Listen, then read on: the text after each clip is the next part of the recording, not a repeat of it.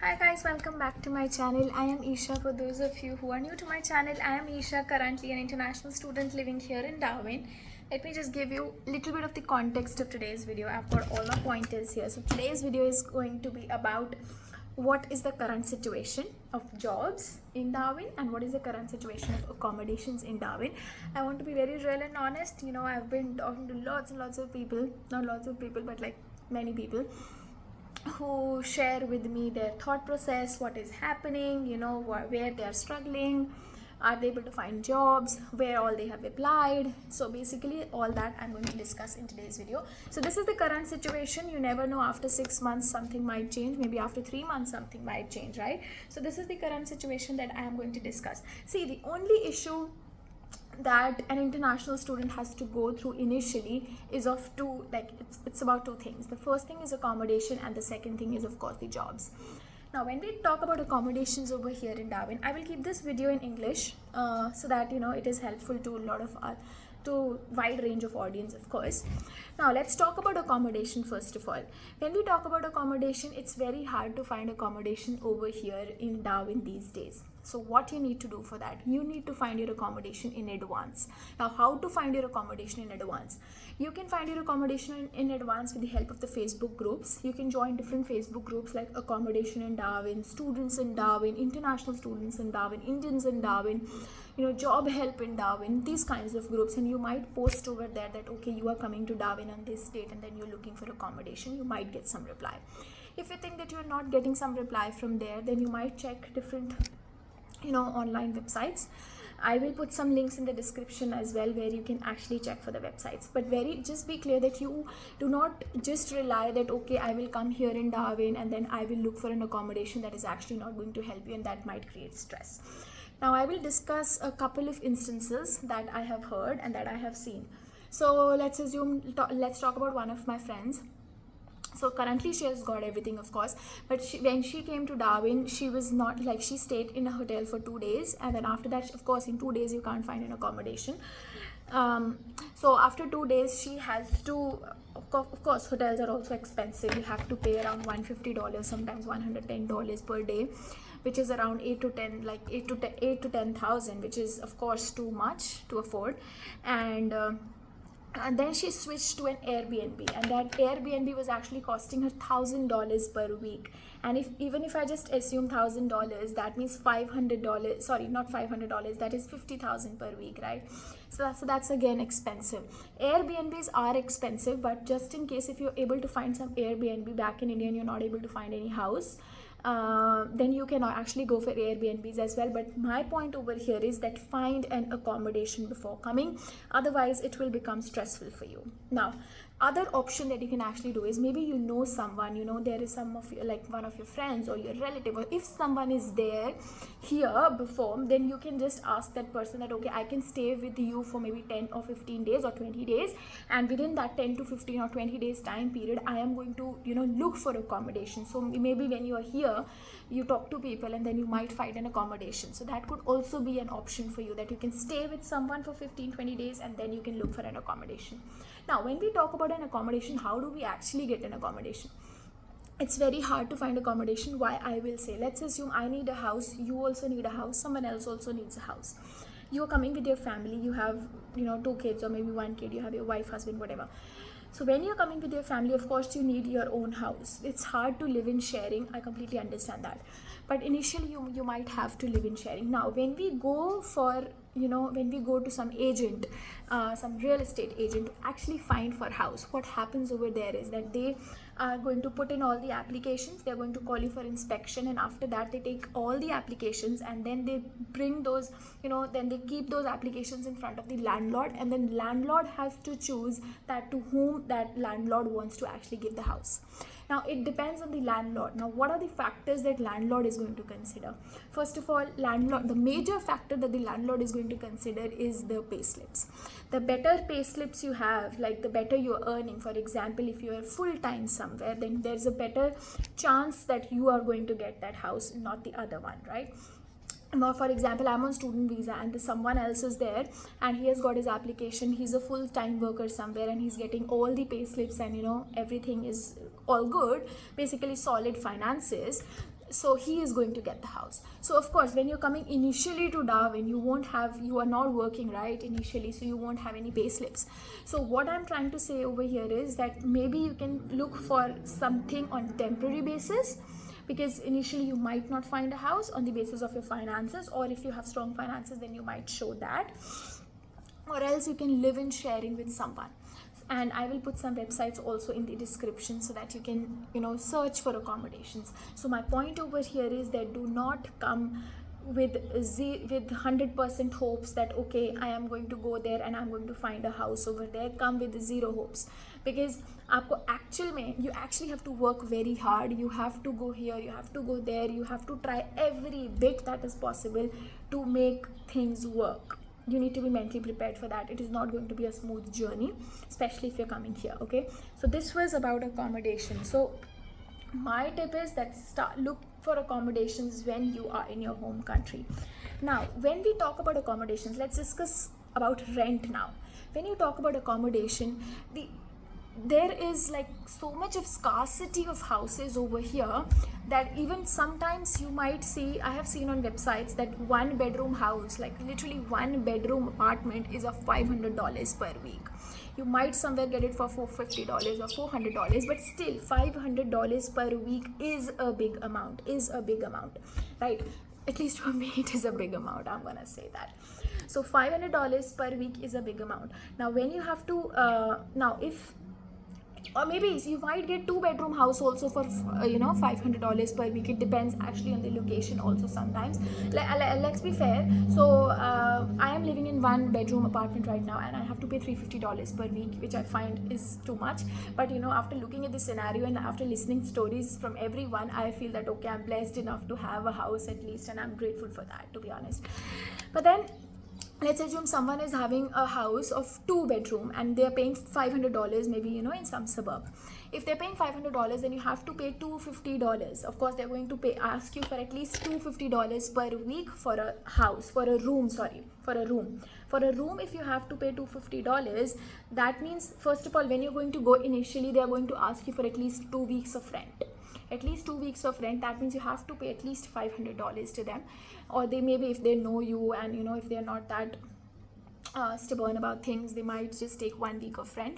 And sometimes people also ask for bond. Now what is bond? Bond is basically a certain amount of money that you have to pay. Sometimes the bond is of $1,000, sometimes $1,200, sometimes $1,100. Like for this house, my bond is $1,240, right? So when I came here, I had to pay the amount of 2 weeks. That is like $700 rent, $350 plus $350. Along with that, I had to pay my bond as well. That is $1,240. If I am not wrong, I might be wrong, because I just remember it bleakly that it was somewhere around that, like $1,240 only, if I'm not wrong. Anyhow, that's not a point. So what I'm trying to say is that in the initial go only, you have to pay the amount of, keep it in your mind that in the beginning only you have to pay the amount of $700 or maybe up to $1,000 as well, or maybe more than that. So you should be mentally prepared for that. Now let's talk about the other aspect. If you're coming here and you're taking an Airbnb, the Airbnb is also going to cost you around $1,000 per week.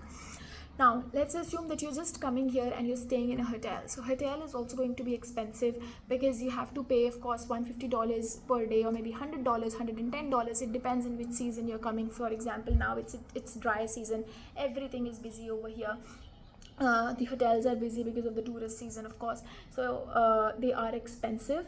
So keep these things in mind. Look for accommodation, search for different options, talk to people. You can't just sit and just think that okay, I won't be able to find anything, okay, so I'm not getting anything or something like that, because I have seen people struggling. That's why I'm just trying to motivate you that look for options. If you will look for options, if you will search different websites, maybe look for Gumtree, maybe look at different real estate agents, marketplace, you might find a house over there. Look for different options and then research that whether it is really true, because I have seen fake instances as well. They just take rent from you. Okay, they're talking to you on Facebook Marketplace, they're going to take rent, and then boom, they'll block you, right? So you have to check on that as well. Now, so this was my first concern, everyone's concern, that they're not able to find accommodation. Literally, I get around 10 to 15 messages on daily basis. Literally on daily basis on my Instagram, I get 10 to 15 messages where people are saying that please to help them for accommodation. So that completely makes sense, and that's understandable, and that reflects that what is the situation of accommodation these days in Darwin. But I won't say, but I will say, don't give up. Eventually you are going to find something for yourself. Okay, now I hope that I've covered everything that I just wanted to say with regards to the accommodation. And now the second thing that I want to discuss is about jobs.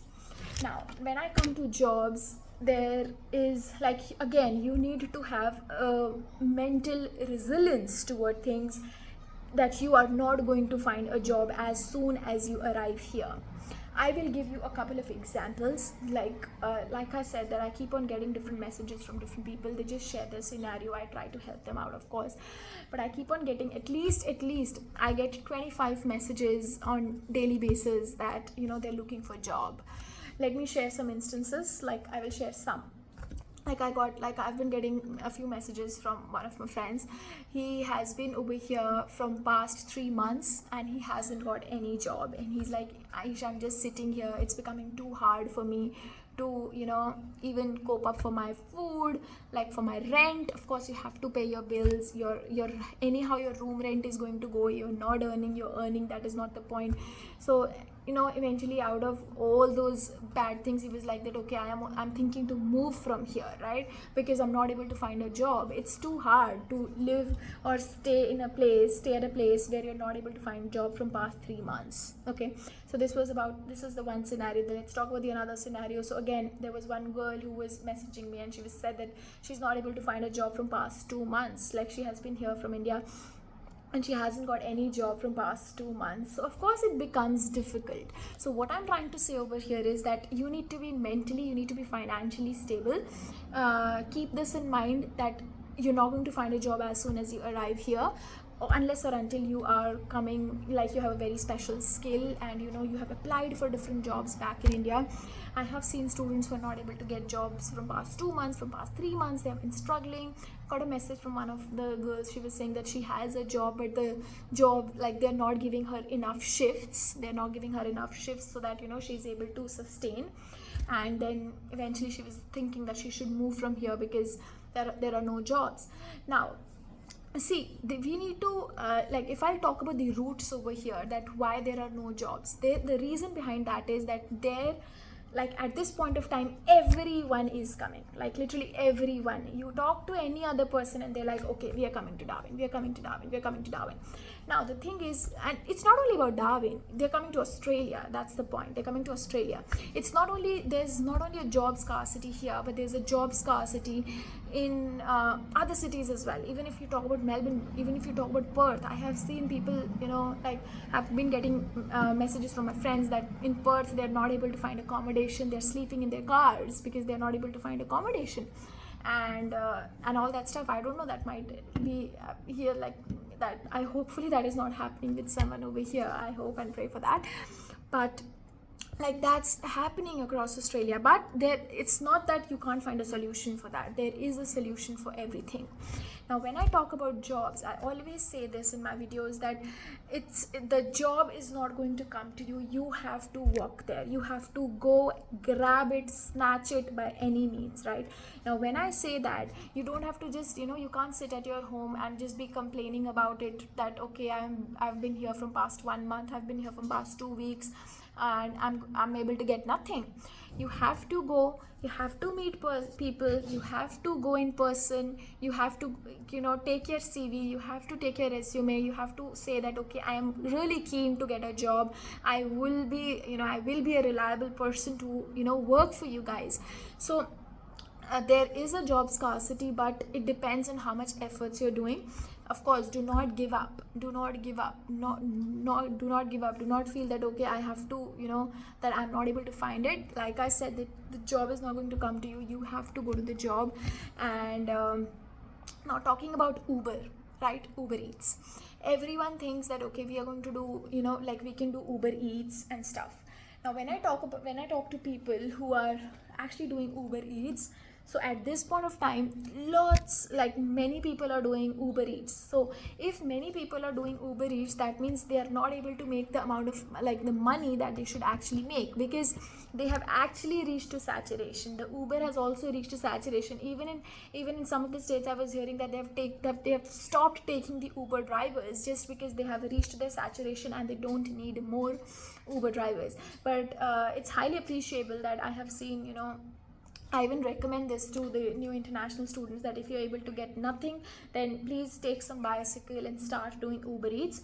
Of course, that is not going to help you, to complete all your expenses, to earn everything. Of course, that is not going to help you, but at least something is better than nothing. But still, I have heard from people that they're just able to make $10 in an hour, and they're just sitting and just waiting that okay, some Uber delivery is going to come, and then they're going to go and do it. So but definitely I will say that keep on applying for jobs online. You have to apply, you have to go in person, you have to show them that okay, you are genuinely interested. Do not fall in any traps for cash jobs, specifically for cash jobs, because I have seen that students work for the person, whatever, for 1 week. They have worked for 1 week, they have worked for 2 weeks, and then there is some fight that is happening, and then they're not able to get they haven't given them their pay. And of course, working on cash is illegal as well. And now we have working restrictions also, like 1st July we have the working hour restrictions as well. I'm going to make a video on that. But what I'm trying to say over here is that go legally, apply for your TFN is tax file number, apply for your ABN, work on your ABN, and yeah, that's pretty much it. I hope so. Yeah.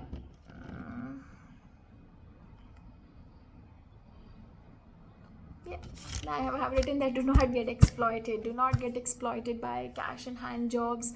Of course, I know everyone has to make their ends meet, and sometimes you feel that okay, I should do it, but look for options, try to find different options, and be mentally prepared that do not be 100% reliable that okay, I will go to Darwin, I will find a job, and I will be able to pay my fees, I will be able to pay my expenses, I will be able to pay for my rent also, my groceries also, my fees also, as soon as I will go there. Because people come with so high hopes, and then eventually when those high hopes are here, then they feel like that okay, we move to, or we shift to, or migrate to any other city or something like that. So that should not happen. Come with zero hopes, and come with your 100% mental resilience that I have to work hard, I have to look for every possible option, and I will be able to find a job, right? I know it's easy to say, but it's hard to actually go through that practically and in reality. But the current situation is that there are no jobs and very less accommodations. Uske liye you have to try, be pre-planned, and that's it. I hope this video was helpful. It's quite a long one, it's already of 18 minutes. Thank you so much for watching this video, and if you just like this content, it was if it was helpful for you, you can actually give me a thumbs up, subscribe to my channel if you haven't done that already, and thank you so much for watching. Bye.